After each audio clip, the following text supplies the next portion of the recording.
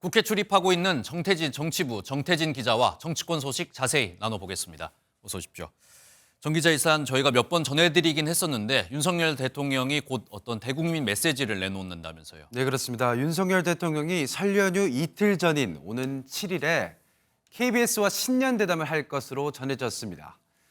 대통령실에선 신년 기자회견이나 출입 기자단과의 김치찌개 오찬 등 여러 소통 방식을 고민해 왔는데 메시지 전달 효과 등을 고려해서 방송사들을 통한 대담을 결정한 것으로 알려졌습니다.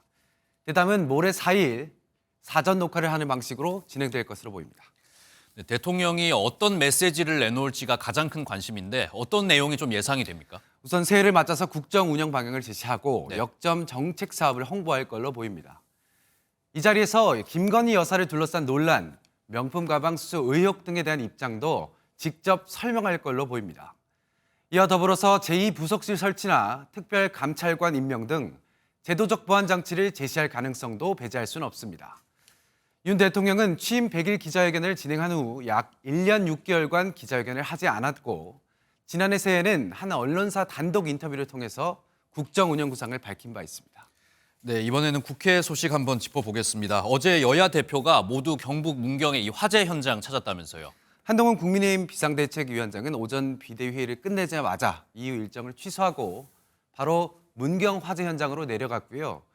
이재명 대표도 오후 일정을 모두 취소하고 한동훈 위원장이 다녀간 지 약 1시간 반 뒤 문경을 찾았습니다. 이 두 분의 영웅들의 삶이 굉장히 짧았지만 그 희생이라든가 헌신이라든가 용기의 면에서는 누구보다 더 빛났을 거라고 생각합니다. 밤낮 없이 우리 국민들의 생명과 안전을 지키기 위해서 애쓰는 소방관들 순직 사고가 매우 자주 일어나는 것 같아서 참으로 안타깝고 황망합니다. 네, 현장을 찾은 어떤 여야 대표들의 모습 저희가 함께 지켜볼 수 있었는데 이 현장에서 사고 예방을 위해서 어떤 약속들도 내놨다면서요. 맞습니다. 한동훈 위원장은 이 자리에서 소방관들이 안전하게 살 수 있는 나라를 만들겠다. 위험 수당을 강조했습니다. 직접 들어보시죠. 위험수당이라는 것이 있습니다. 그것은 2016년에 한 번 인상된 것이 마지막이죠. 7년 동안 그대로인데 역시 이 위험수당 역시 인상하도록 하겠다는 말씀 드렸고요. 이재명 대표는 이런 사고가 재발하지 않도록 R&D 지원을 늘려야 한다고 했습니다. 진화 과정보다는 수색 구조 과정, 화재 현장으로 깊이 들어갈 경우에 발생하는데 좀 무인 로봇 형태의 R&D 개발 지원을 통해서 인명 피해가 없는 수색 구조 활동이 좀 가능하면 어떨까 하는 생각을 네, 뭐 들어보니까 약속 내용들은 조금 달랐지만 이런 약속들은 꼭 지켜줬으면 좋겠습니다. 마지막으로 총선 이야기 나눠보겠습니다. 총선이 70일도 이제 채 남지 않았는데 이 수도권에서 이번엔 인천 지역이 조금 관심사로 떠오르는 것 같습니다. 그렇습니다. 우선 지난 총선의 인천 성적표를 먼저 보실까요?